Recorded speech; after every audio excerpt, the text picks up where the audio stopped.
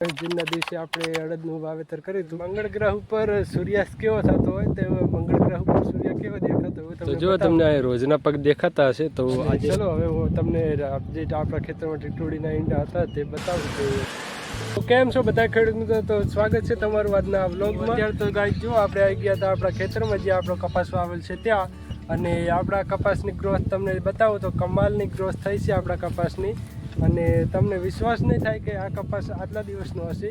અને તમે જો અહીંયા બગલા લડેરા છે જીવાત ખાવા માટે, અને અહીંયા જ કીડી મકોડા અને જીવાત જે નીકળ્યું અહીંયા પાણી આલ્યું એટલે તે ખાવા માટે બગલા પણ મસ્તી કરેલા છે ઢાઢા છાય. તો બગલાને એટલું જ કહેવાનું કે કીડી મકોડા જ ખાજો, આપણો કપાસના છોડ ના ઉખડતા, કેમ કે કપાસની ગ્રોથ એવી સારી થઈ છે. અને હું પણ તમને બતાવું કે આપણા કપાસની ગ્રોથ કેવી થઈ છે. તો તમે જો આ રહ્યો આપણો કપાસ, અને આવડો કપાસ આપણો થઈ ગયો છે. આ છે તેનો બીજો છોડ, અને જો 2 પત્તા કમ્પ્લીટ, અને પછી તેનું આ ત્રીજું પત્તું પણ આવેલું છે. તો આ કપાસ તમને વિશ્વાસ નહીં થાય તો આ કપાસ છે 5 દિવસનો. તો આજે છે 10 જૂન, અને આપણે આ કપાસ સોંપ્યો હતો 5 જૂનના દિવસે. તો તમે જુઓ 5 દિવસમાં જ કપાસની ગ્રોથ. તો આવડો કપાસ આપણો કાંઈક થઈ ગયો છે, જોરદાર ગ્રોથ થઈ છે આપણા કપાસની. આપણે જે બિયારણ લાવ્યા હતા તેની બિયારણ લાવ્યા હતા તે પણ મેં તમને પાછળના વ્લોગમાં મેં તમને બતાવેલું જ છે, અને તે વ્લોગ ના જોયો તો આપણા 3-4 દિવસના પહેલાંના વ્લોગને તમે જોઈ લેજો, જ્યારે આપણે કપાસ સોંપવાનું સ્ટાર્ટ કર્યું હતું. તો તે દિવસે મેં તેમાં બિયારણનો ઉલ્લેખ કર્યો છે કે આપણે કયું બિયારણ વાવ્યું છે. તમને બીજા છોડ પણ બતાવું તો તમે જુઓ આ રીતના કંઈક લાઇન ટુ લાઇન કમ્પ્લીટ છોડ ઉગી ગયા છે. એક અહીંયા છે, એક અહીંયા, અને અહીંયા તમે જુઓ તેની લાઈનો પડી રહી છે કમ્પ્લીટ આપણે જે કપાસ વાવ્યા તેની. તમે જો આ રીતના એંગલથી કંઈક બતાવું તો સારું દેખાશે. અને આ ભાગમાં તો આપણે કમ્પ્લીટ સફળ ખેતી થઈ ગઈ છે અત્યાર સુધી તો, કેમ કે આપણે બિયારણ વાવી અને કમ્પ્લીટ છે. અને એના પછીનો જે પહેલી બાજુ ભાગ રહ્યો તો તેમાં જે આપણે વાવાઝોડા સાથે વરસાદ આવ્યો તો તેના લીધે થોડુંક ખડ ઉગ્યું છે, એટલે આપણે તેમાં પણ રાપ લગાવવાની છે. તો આપણે કાલે અથવા તો 2 દિવસ પછી તેમાં પણ રાપ લગાવવાનું સ્ટાર્ટ કરી દઈશું. અને આપણે જે મોટું ખેતર રહ્યું તેમાં પણ આપણે કાલે સવારે જઈશું અથવા તો સાંજે જઈશું, તો તેમાં પણ હું બતાવીશ. આપણે છેડા સાફ કરવાનું ચાલુ જ છે તે ખેતરમાં પણ. અને ભારતમાં મોન્સૂનની એન્ટ્રી થઈ ગઈ છે, તો 6, 7, 8 જૂનથી મોન્સૂન ચાલુ જ છે. મહારાષ્ટ્રમાં મોન્સૂનની સ્ટાર્ટિંગ થઈ છે, અને જે બંગાળની ખાડીમાંથી આવે છે.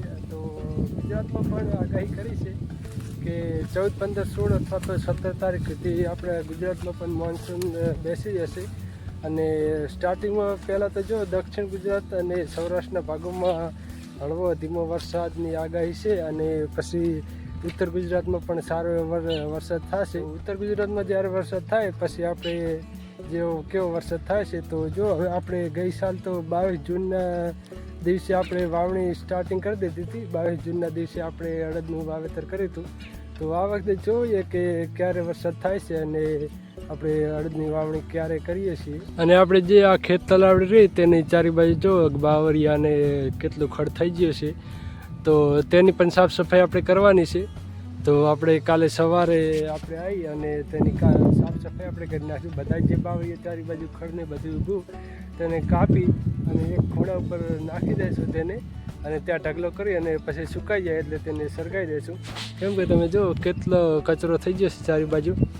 અને મંગળ ગ્રહ ઉપર સૂર્યાસ્ત કેવો થતો હોય તેમાં મંગળ ગ્રહ ઉપર સૂર્ય કેવો દેખાતો હોય તમને બતાવું. એક જ મિનિટ રહેજો. પહેલાં તો જે આપણી તલાવડી રહી તેની પારમાં ચડી જવું. જુઓ કાંઈક જે મંગળ ગ્રહ ઉપર સૂર્યાસ્ત થતો હોય અત્યારે તેવો હાલત છે અહીંયા પણ, કેમ કે ધૂળ એટલી ઉડેલી છે. અને મંગળ ગ્રહ ઉપર પણ તમને ખબર જ હશે કે નાસાવાળા તેમના ફોટોસ મેળતા હોય છે, તો ત્યાં પણ સૂર્ય કેવો દેખાતો હોય છે, એકદમ રાઉન્ડ ને ઝાંખો ઝાંખો. તો અત્યારે પણ અહીંયા પણ તેવી જ હાલત છે, કેમ કે પવન બહુ વાયરો છે, અને ધૂળને લીધે સૂરજ પણ ઝાંખો ઝાંખો દેખાઈ રહ્યો છે.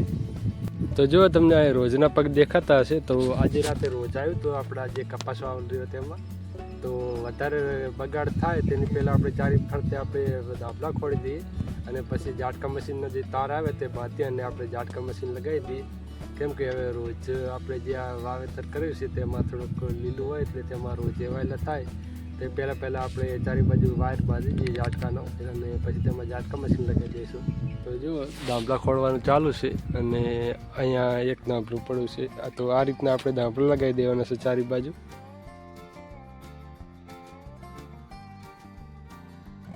અત્યારે તો આવી ગયો છે આપણા મોટા ખેતરમાં. જુઓ તમે, આપણે જે ખેતર રહ્યું મોટું તેમાં અત્યારે હું આટો મારવા આવ્યો હતો.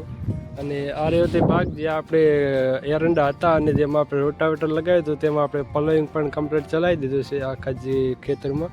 અને અત્યારે હું આ જે આપણે વાવાઝોડામાં જે વાવાઝોડું આપણે આવ્યું હતું તેના લીધે જો આખો બાવર નમી ગયો હતો, તેના નીચે ઊભો હતો. હવે જુઓ થડમાં હજી આખો બાવર નમી ગયો છે એ પવનના લીધે. તો આ બાવર આપણે ખેતરમાં આવી નમ્યો છે એટલે અહીંયાથી આપણે તેને કાપવો પડશે. અને શેઢરની સાફ સફાઈનું કામ પણ ચાલુ છે. જો અત્યારે આટલો છેટો કંઈક સાફ કર્યો છે અને ત્યાં મથે છે અને પેલો છેટો બાકી છે. ચલો હવે હું તમને જે આપણા ખેતરમાં ટીટોડીના ઈંડા હતા તે બતાવું કે તે હાલ કઈ હાલતમાં છે. તો જો અહીંયા છે ટીટોડીના ઈંડા, તો જો તે જ હાલતમાં છે. અને આ જગ્યાએ બતાવું કે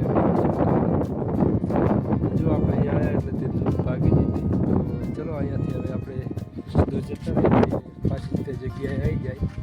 શેડરની સાફ સફાઈ કરતાં આ રીતનું કંઈક લાકડા નીકળે છે જે આપણે બળતણ તરીકે યુઝ કરી લઈશું. તે જગ્યાએ પણ થોડા પડ્યા છે તે આપણે સાંજના ટાઈમે આવી અને ટ્રોલીમાં આપણે ભરી જઈશું બધા જ લાકડા. તો જો આ ખેતરમાં કંઈક આવી હાલત છે. શેઠાની સાફ સફાઈ અત્યારે ચાલુ છે કેમ કે હવે વરસાદ આવવાની તૈયારી છે. એટલે વરસાદ આવી જાય એટલે તેમાં વાવણી કરવા ટાણે શેઠામાં જ બાવર અથવા તો જે ખડ હોય તે નડે નહીં એટલે બધી સાફ સફાઈ કરે છે હાલ તો. આ મેન લાંબો શેઠો હતો તે પતી ગયો છે અને હવે આ ટોંકો શેઠો બાકી રહ્યો છે. તો તે હવે તે પણ એની પણ સાફ સફાઈ થઈ જશે. તો બસ હવે આજની વિડીયો આટલા સુધી રાખીએ. તો મળીએ જલ્દી બીજા વિડીયોમાં આવતીકાલે એક નવા બ્લોગમાં. તો ત્યાં સુધી આ વિડીયોને લાઈક કરી દેજો અને કમેન્ટ કરી દેજો. તો મળીએ જલ્દી બીજા વિડીયોમાં. ત્યાર સુધી જય હિન્દ, જય ભારત.